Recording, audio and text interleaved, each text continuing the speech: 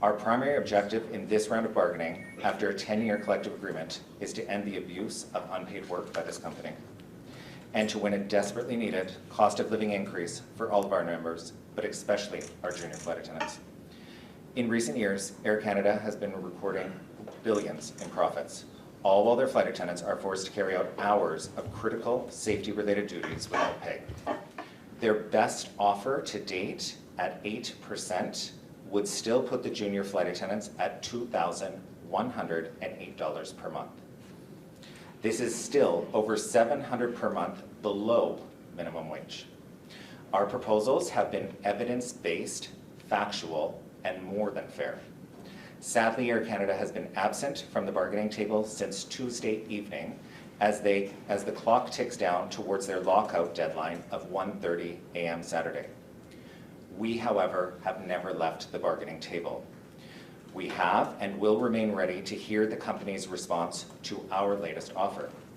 But instead of staying at the table, the company has called on the federal government to intervene on their behalf, to interfere with negotiations by taking away our members' charter right to free and fair collective bargaining. Over the past few years, we have engaged with all parties in Ottawa. Every party has expressed support for our effort to end unpaid work, except the governing Liberal Party. The government has been clear. Their option is that unpaid work is a matter for the negotiation table. The government cannot change positions now and intervene on Air Canada's behalf to force us to work for free and crush our members' chartered rights.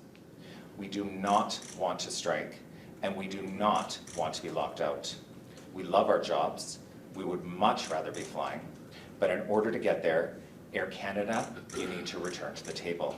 Twice now, we have given the employer wage offers, and not once have they replied.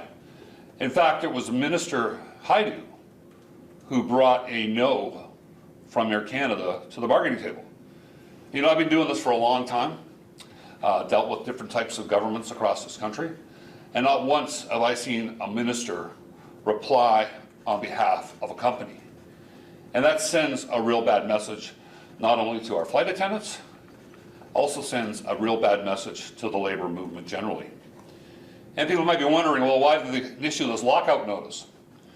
And the company is counting on this government, the Liberal government, Minister Hajdu, to come in and save the day.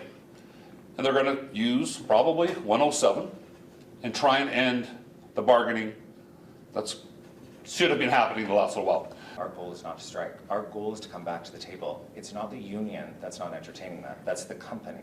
And that's just factual. The company has left the table, not the union.